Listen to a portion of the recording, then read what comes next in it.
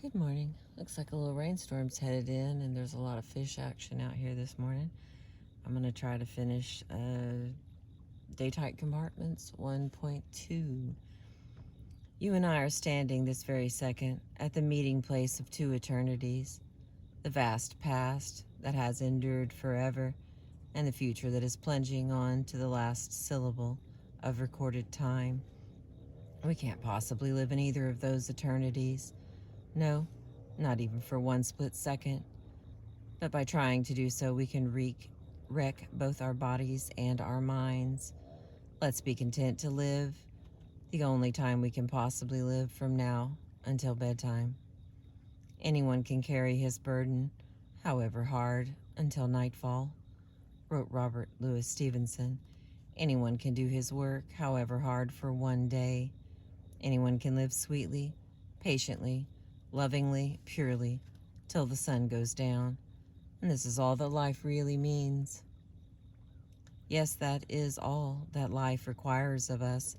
But Mrs. E.K. Shields, 815 Court Street, Saginaw, Michigan, was driven to despair, even to the brink of suicide, before she learned to live just till bedtime.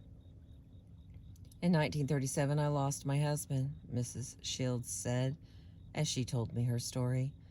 I was very depressed and almost penniless. I wrote my former employer, Mr. Leon Roach, of the Roach Fowler Company of Kansas City, and I got my old job back. I had formerly made my living selling world books to rural and town school boards. I had sold my car 2 years previously when my husband became ill, but I managed to scrape together enough money to put a down payment on a used car and started out to sell books again. I had thought that getting back on the road would help relieve my depression, but driving alone and eating alone was almost more than I could take.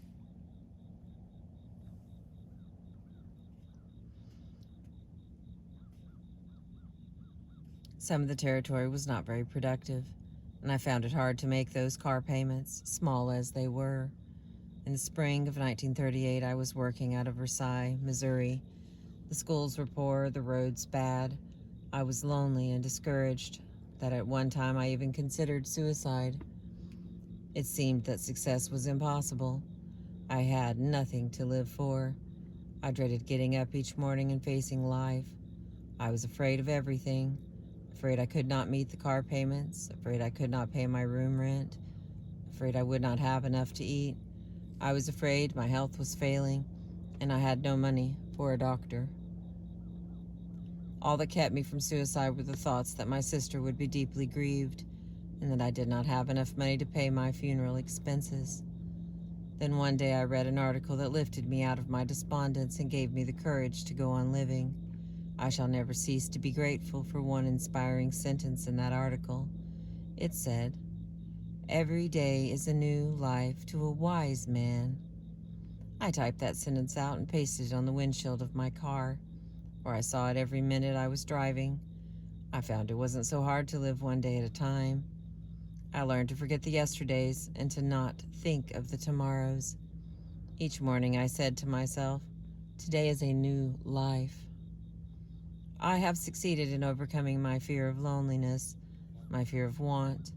I am happy and fairly successful now, and have a lot of enthusiasm and love for life. I know now that I shall never again be afraid, regardless of what life hands me. I now know that I don't have to fear the future. I now know that I can live one day at a time, and that every day is a new life to a wise man. Who do you suppose wrote this verse? Happy the man, and happy he alone, he who can call today his own, he who, secure within, can say, tomorrow do thy worst, for I have lived today. Those words sound modern, don't they?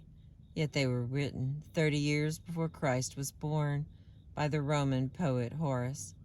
One of the most tragic things I know about human nature is that all of us tend to put off living.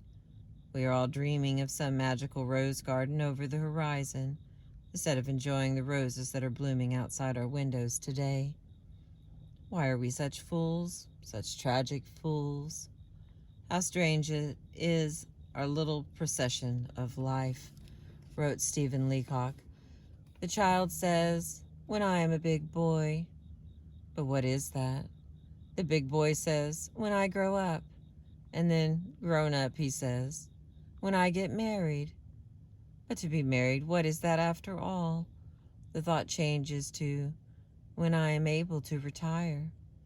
And then, when retirement comes, he looks back over the landscape traversed. Cold wind seems to sweep over it. Somehow he has missed it all, and it is gone. Life we learn too late is in the living, in the tissue of every day and hour. The late Edward S. Evans of Detroit almost killed himself with worry before he learned that life is in the living, in the tissue of every day and hour. Brought up in poverty, Edward Evans made his first money by selling newspapers, then worked as a grocer's clerk. Later, with 7 people dependent upon him for bread and butter, he got a job as an assistant librarian. Small as the pay was, he was afraid to quit. 8 years passed before he could summon up the courage to start out on his own. But once he started, he built up an original investment of $55 borrowed dollars into a business of his own that made him $20,000 a year. Then came a frost, a killing frost. He endorsed a big note for a friend, and the friend went bankrupt. Quickly on top of that disaster came another. The bank in which he had all his money collapsed. He not only lost every cent he had, but was plunged into debt for $16,000. His nerves couldn't take it. I couldn't sleep or eat, he told me. I became, I became strangely ill. Worry and nothing but worry, he said, brought on this illness. One day as I was walking down the street, I fainted and fell on the sidewalk. I was no longer able to walk. I was put to bed and my body broke out in boils. These boils turned inward until just laying in bed was agony. I grew weaker every day. Finally, my doctor told me that I had only 2 more weeks to live. I was shocked. I drew up my will and then lay back in bed to await my end. No use now to struggle or worry. I gave up, relaxed, and went to sleep. I hadn't slept 2 hours in succession for weeks. But now, with my earthly problems drawing to an end, I slept like a baby. My exhausting weariness began to disappear. My appetite returned. I gained weight. A few weeks later, I was able to walk with crutches. 6 weeks later, I was able to go back to work. I had been making $20,000 a year, but I was glad now to get a job for $30 a week. I got a job selling blocks to put behind the wheels of automobiles when they are shipped by freight. I had learned my lesson. No more worry for me. No more regret about what had happened in the past. No more dread of the future.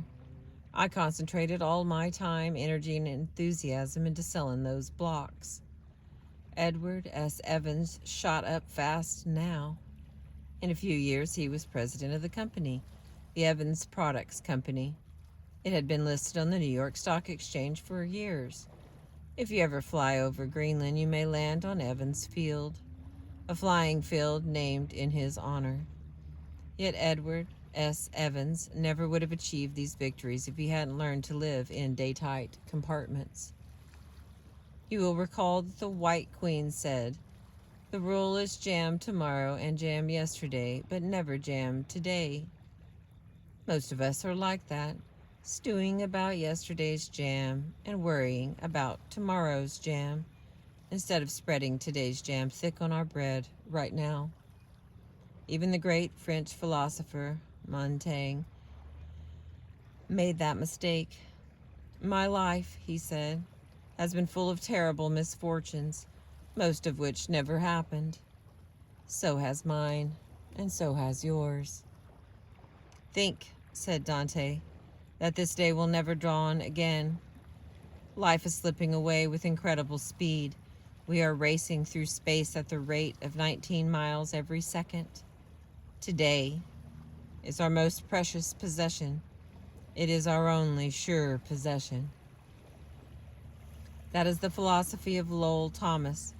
I recently spent a weekend at his farm, and I noticed that he had these words from Psalms framed and hanging on the walls of his broadcasting studio, where he would see them often. This is the day which the Lord hath made. We will rejoice and be glad in it. John Ruskin had on his desk a simple piece of stone on which was carved one word, today. And while I haven't a piece of stone on my desk, I do have a poem pasted on my mirror where I can see it when I shave every morning. A poem that Sir William Osler always kept on his desk. A poem written by the famous Indian dramatist Khalidsta. Salutation to the dawn. Look to this day, for it is life, the very life of life. In its brief course lie the verities and realities of your existence, the bliss of growth, the glory of action, the splendor of achievement. For yesterday is but a dream, and tomorrow is only a vision. But today, well lived, makes every yesterday a dream of happiness, and every tomorrow a vision of hope. Look well, therefore, to this day. Such is the salutation to the dawn. So the first thing you should know about worry is this. If you want to keep it out of your life, do what Sir William Osler did. Number 1, shut the iron doors on the past and the future. Live in tight compartments. Why not ask yourself these questions and write down the answers? 1. Do I tend to put off living in the present in order to worry about the future or to yearn for some magical rose garden over the horizon? 2. Do I sometimes embitter the present by regretting things that happened in the past that are over and done with? 3. Do I get up in the morning determined to seize the day, to get the utmost out of those 24 hours? 4. Can I get more out of life by living in tight compartments? And the last one, number 5. When shall I start to do this? Next week, tomorrow, or today? Thank you for listening. I appreciate you.